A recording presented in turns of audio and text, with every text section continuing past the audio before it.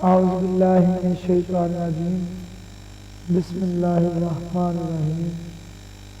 میرے نہایت واجب احترام دوستوں، بزرگوں، عزیزوں، السلام علیکم ورحمۃ اللہ وبرکاتہ۔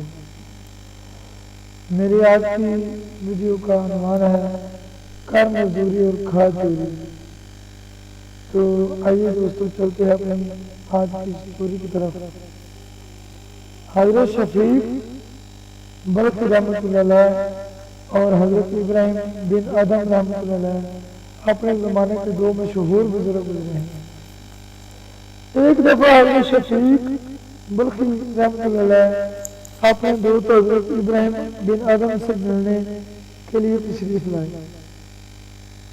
حضرت شفیق بلخی نے اپنے دوست حضرت ابراہیم کو کہا کہ میں تجارت کے حوالے سے گھر سے باہر جا رہا ہوں، سوچا اپنے دوست سے ملاقات کر لوں۔ مجھے معلوم پڑتا ہے کہ سفر میں کئی ماہ لگ سکتے ہیں۔ کچھ ہی دن گزرے تھے کہ حضرت ابراہیم بن ادم نے حضرت شفیق بلخی کو مسجد میں نماز ادا کرتے ہوئے دیکھا۔ ابراہیم نے پوچھا آپ سفر پر نہیں گئے؟ انہوں نے جواب دیا ہاں میں گیا تھا، لیکن ایک واقعہ پیش آنے پر واپس آ گیا ہوں۔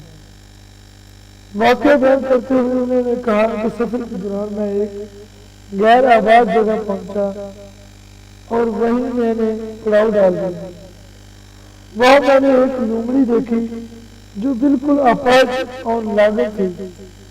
مجھے اس کو دیکھ کر ترس آیا۔ میں نے سوچا کہ اس ویران جگہ پر لومڑی اپنی خوراک کیسے پائے گی۔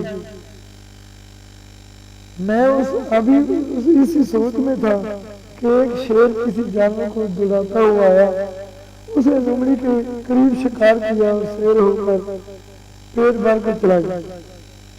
لومڑی اپنے آپ کو گھسیٹتی ہوئی وہاں پہنچ گئی اور شیر کا بچا ہوا گوشت کھا کر پیٹ بھر گیا۔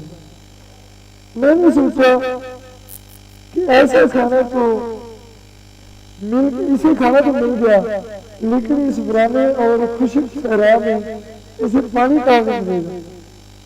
تجسس بڑھتا گیا۔ اس سوچ میں بیٹھ گیا کہ جس نے خوراک پہنچائی ہے وہ پانی کا بندوبست بھی ضرور کرے گا۔ یک بادل آئے اور برسنے لگے۔ لومڑی کے قریب ہی ایک گڑھا تھا جو پانی سے بھر گیا۔ اس نے پانی پیا اور آرام سے ایک طرف بیٹھ گئی۔ حضرت شفیق بلخی نے فرمایا یہ سین دیکھنے کے بعد میں نے سوچا کہ اللہ تبارک و تعالیٰ رازق ہے، اگر لومڑی کو اس کے ایک جگہ موجود ہونے پر رزق دے سکتا ہے تو مجھے شہر تک جانے کی کیا ضرورت ہے۔ چنانچہ میں نے آگے جانے کا ارادہ طے کر دیا اور وہیں سے واپس چلا گیا۔ یہ واقعہ سننے کے بعد ابراہیم بن ادم نے کہا شفیق تم نے آپاز لومڑی بننا کیوں پسند کیا؟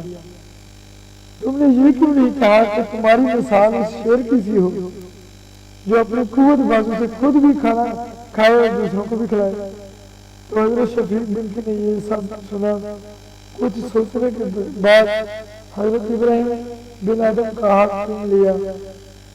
تو دوستو یاد رکھیں اللہ تبارک و تعالیٰ کی ذات پاک رازق ہے، اس میں کوئی شک نہیں، لیکن اس نے تندرستی دی اور حکم دیا کہ رزق تلاش کرو، میں سبب پیدا کروں گا۔ نمبر 2 محنت کرنا انسان کا کام ہے، روزی دینا رازق کل کا کام ہے، شرط ہے کہ محنت کرو۔ تو دوستو آپ کو میری یہ کہانی ضرور پسند آئی ہوگی، تو اس کو اپنے دوستوں کے ساتھ شیئر بھی کرو اور میرے چینل کو سبسکرائب بھی کرنا۔